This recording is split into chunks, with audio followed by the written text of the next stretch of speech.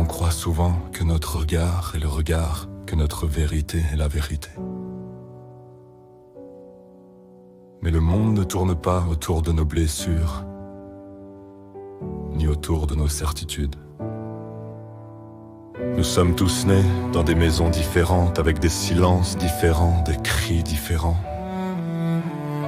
Certains ont appris à parler, d'autres à se taire. Certains ont appris à se défendre, d'autres à plaire.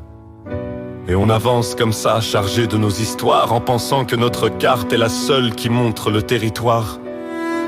Mais si nos filtres colorent le monde, si nos blessures parlent plus fort que nous,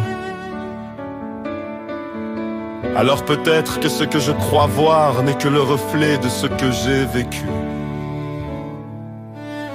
Nous ne sommes pas le centre du monde, notre vérité n'est pas universelle, notre façon de penser n'est pas la seule valable.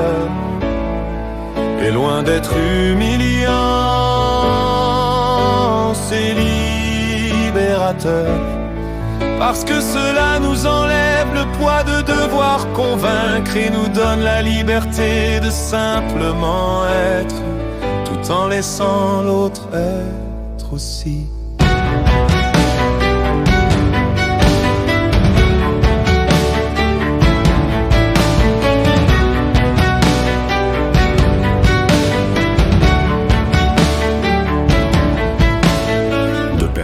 Une même phrase, deux tempêtes différentes pour l'un, un conseil pour l'autre, une offense. Ce n'est pas la scène qui crée la distance, c'est l'histoire invisible derrière les silences.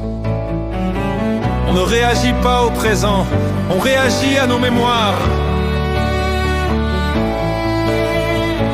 Et si au lieu d'avoir raison, on cherchait à comprendre, si au lieu d'élever la voix, on élevait la conscience, peut-être que le monde serait moins bruyant et plus humain. Nous ne sommes pas le centre du monde, notre vérité n'est pas universelle, notre façon de penser n'est pas la seule valable. Et ce n'est pas une faiblesse, c'est une force nouvelle. Parce que cela nous enlève le poids de devoir convaincre et nous donne la liberté de simplement être, tout en laissant l'autre être aussi. Je n'ai pas besoin que tu penses comme moi pour te respecter. Je n'ai pas besoin de gagner pour exister. Comprendre plutôt que convaincre, c'est peut-être ça. Grandir.